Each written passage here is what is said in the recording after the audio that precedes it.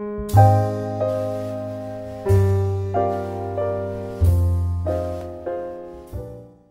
of my teachers there that I think about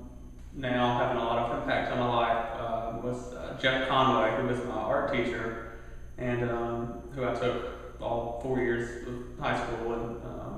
and so art is something that is still a big, huge part of what I do now, and so just kind of thinking back to those times, I remember, I just had a lot of freedom to kind of find, what worked for me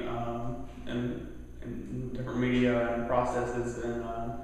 but Mr. Conway was always very kind of supportive and encouraged me to kind of experiment with different things. But also one thing I really remember was that he would always, he would never kind of give me a straight answer of, oh, this is good or finished or you need to do this, but he would just ask me a lot of questions and give me a lot of things to think about. And so we would kind of talk about the work, and then I would have all these things to kind of think through, to have to figure out the answers myself instead of being just told, oh yeah, that looks good, and move on to the next thing or something like that. So I think some of my teachers, I'm sure, hated me just because of this, but I never really understood how, say, like,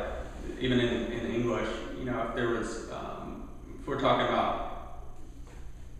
poetry that was written hundreds of years ago, and they try to tell me there's just this one way to think about it. I guess I was always kind of suspicious of that, and I couldn't really understand, well, why is there just one way to kind of interpret this instead of many different ways? And of course there might be more agreed upon interpretations in canonical literature, but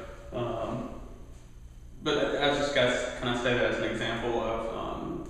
I don't think everything in the world can be reduced down to a, this is correct and this is not. There's a lot of area in between, I think, and so in some way I think it's just kind of it really just forces you to think in an unnatural way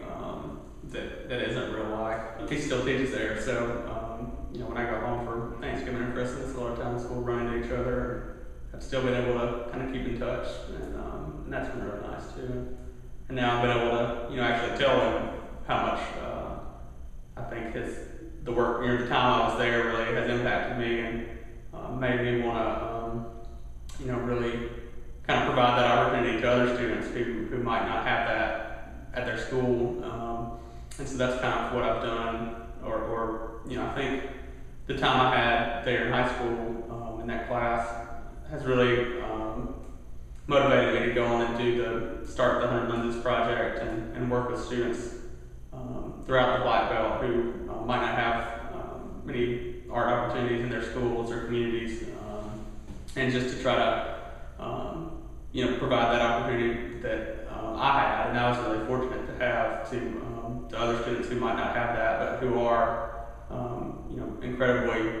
gifted and capable, but just might not have the kind of environment to explore. I don't think I ever really thought about it consciously as I was first thinking about the project, but after it had started and I had started thinking about, just kind of thinking back to how I had gotten there, that's when I kind of started thinking about that that time I had in high school really had a big impact on, I guess, why I wanted to start a program like this,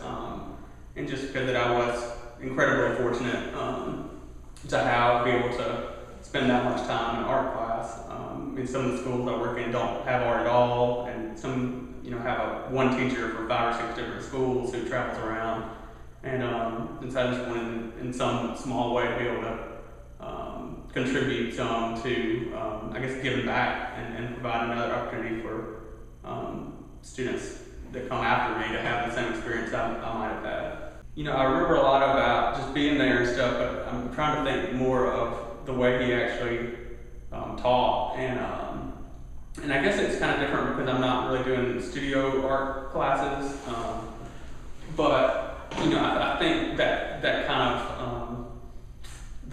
he pushed me to really think through things. It's something I try to do instead of just giving answers or just, you know, I really, I guess, want students to think more of, you know, come up with the kind of rationale for themselves and then kind of be able to articulate that and not necessarily justify, but just have a reason for doing everything that they do. And so I think, yeah, he's really influenced me a lot through just the